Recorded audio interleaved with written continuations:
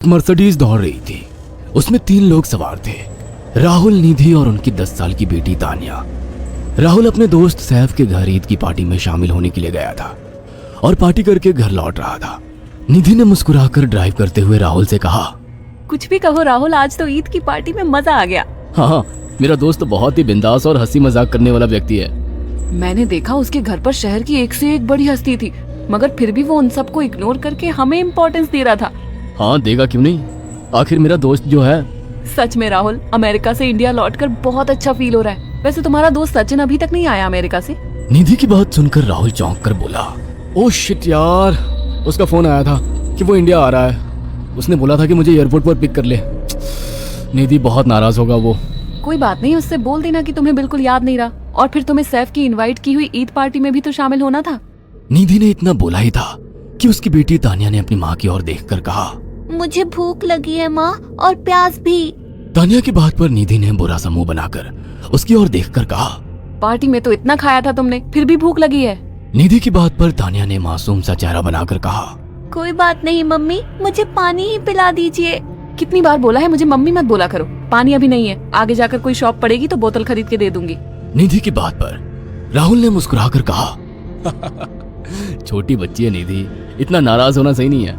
राहुल ने इतना कहा ही था कि अचानक एक काली परछाई राहुल की कार के सामने आकर खड़ी हो गई। राहुल के पैर अचानक ब्रेक पर पड़ गए। गाड़ी तेज रफ्तार में थी। ब्रेक अचानक लगने से पलटते पलटते बाल बाल बची थी। राहुल के चेहरे पर भयानक ठंडी में भी पसीने की बूंद टपकने लगी। वो दोनों कार से बाहर निकल आए। निधि ने डरते हुए कहा, आखिर कौन था ये? ऐसा लगा जैसे कि कोई भयानक काली परछाई मेरे कार के सामने आकर खड़ी हो गई हो। वो दोनों काली रात के सन्नाटे में इधर उधर देखने लगे। तभी निधि को एक घने पेड़ के पास तो चमकीली हुई आंखें दिखाई दी। उसकी आंखें बिल्कुल भेड़ियों की तरह लग रही थी। निधि ने चीखते हुए राहुल से कहा, राहुल देखो कौन है वो, जल्दी से गाड़ी में बैठो, मुझे बहुत डर लग रहा है। राहुल ने उस तरफ देखा तो उसके रोंगटे खड़े हो गए। वो दोनों गाड़ी के अंदर बैठने ही वाले थे कि अचानक एक अजीब सा चेहरा वाला भयानक सा आदमी बिजली की रफ्तार से उनके सामने आकर खड़ा हो गया। राहुल ने देखा कि उसका चेहरा बिल्कुल सड़ा हुआ था और उसकी आंखें भेड़िए की तरह चमक रही थी। उसके लंबे लंबे बाल उसके कंधे तक आ रहे थे और उसके दांत भेड़िए की तरह बाहर की ओर निकल रहे थे। हाथों की जगह नुकीले पंजे थे।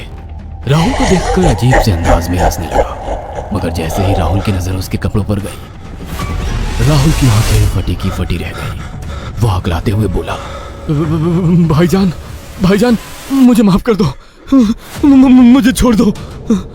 राहुल ने इतना कहा ही था कि अचानक उस अजीब से देखने वाले भयानक आदमी ने अपने पंजों से राहुल की गर्दन कसकर पकड़ ली और एक ही सेकंड में उखाड़ कर जमीन पर फेंक दी। राहुल के धड़ से लाल रंग का खून का फुहारा फूट पड़ा। इस भयानक मंजर को देखकर निधि के गले से एक जोरदार चीख निकल गई। निधि इससे पहले भागती कि अचानक उस भयानक दिखने वाले आदमी ने निधि को पकड़ लिया और अपने नुकीले पंजे उसके पेट में गड़ा दिए और उसकी अतड़ियां बाहर निकाल दी। निधि के एक दिल दहला देने वाली चीख सन्नाटे को चीर गई।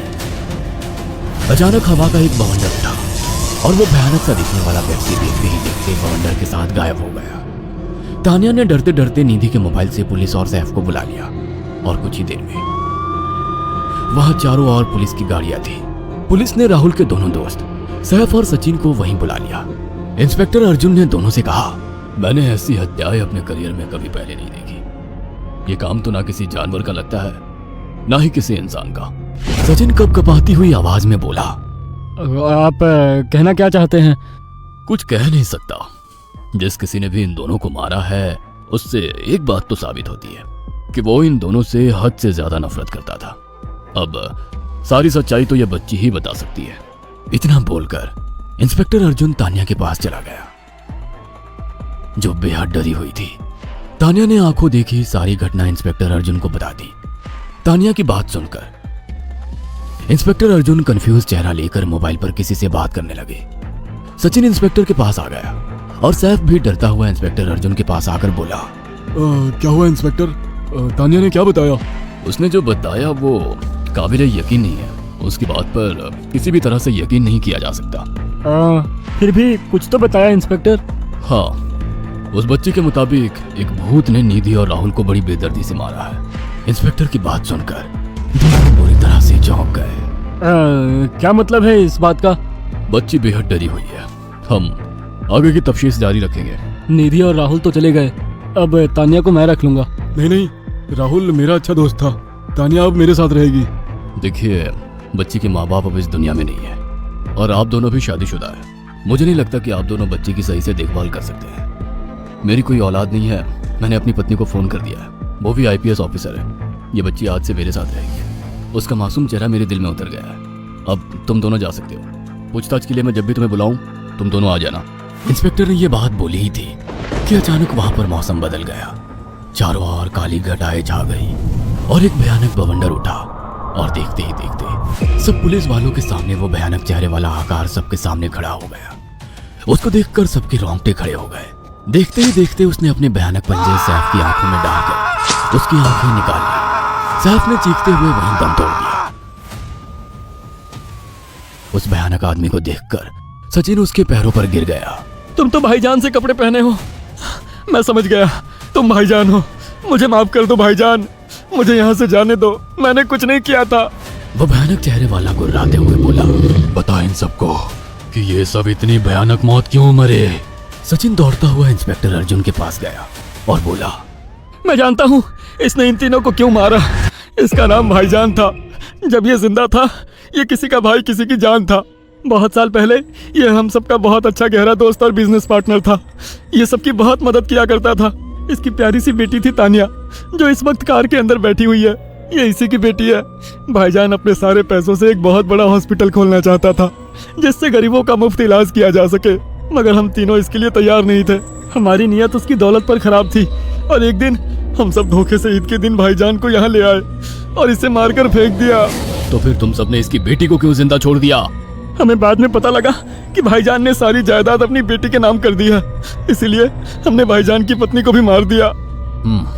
और तानिया का तुम 18 साल की उम्र पूरी करने का इंतजार कर रहे थे ताकि सारी जायदाद अपने नाम करा सको और बाद में उसे भी ठिकाने लगा सको। इसी के लिए तुम दोनों इस मासूम बच्ची को अपने साथ रखने की जिद कर रहे थे। जी, आपने बिल्कुल सही कहा। हम तानिया को भी इसी जगह लाकर मार देते। सचिन की बात सुनकर इंस्पेक्टर अर्जुन की आंखों में खून उतर आया। इंस्पेक्टर अर्जुन के कुछ कहने से पहले ही भाईजान बिजली की रफ्तार से इंस्पेक्टर अर्जुन की आंखों के सामने से सचिन को पकड़कर ले गया और उसके शरीर के टुकड़े टुकड़े कर दिए और हवा में उठे एक तेज बवंडर के साथ गायब हो गया। सारी घटना इंस्पेक्टर अर्जुन की आंखों के सामने हुई थी। तानिया को इंस्पेक्टर अर्जुन और उसकी पत्नी ने अपनी बेटी की तरह पाला।